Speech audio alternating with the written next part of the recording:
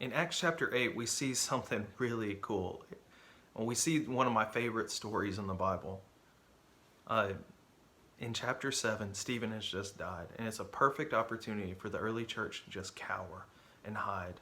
But they do the exact opposite. Philip keeps preaching boldly, and he goes to Samaria, and he turns Samaritans to Jesus. And he's just preaching with power. And even this magician turns and starts following Jesus.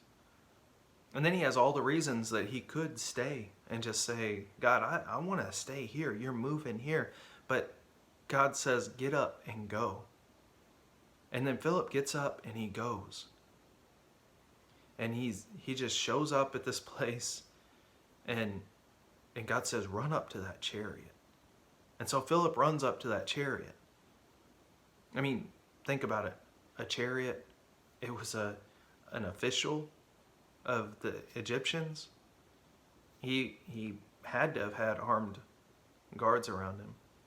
I think I would have at least been a little hesitant, but Philip doesn't.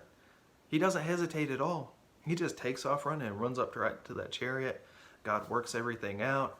Philip gets to share the gospel with this Egyptian official and baptize him right there on the spot. I mean, how cool is that? In a time when the early church should have been afraid because one of their leaders is killed brutally. I mean, just rocks and stones just thrown at him. They weren't scared. Boldness came out.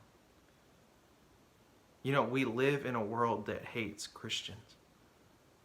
You know, there are places in the world where they tolerate us, but they don't like what we have to say. Even here in the United States, when you start preaching the gospel, people get upset. They hate what we have to say because it goes against everything that they feel deep down inside themselves.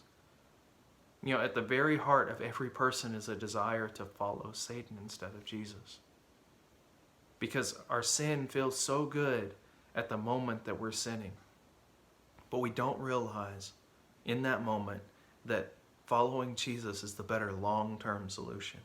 The sin will cripple us for the rest of our life, but following Jesus will empower us. And you know, when I look at Acts chapter 8, I see Philip's boldness.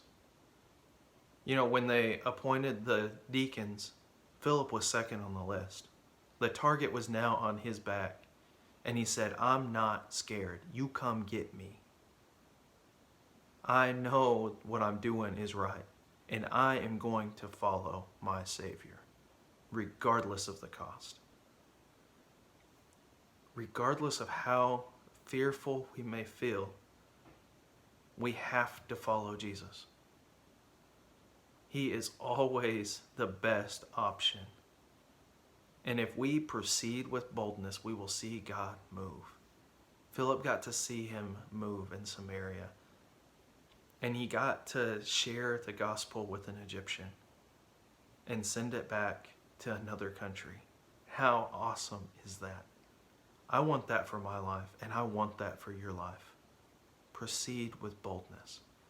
That's what stands out to me when I read Acts chapter 8. Come back tomorrow and we'll talk about Acts chapter 9.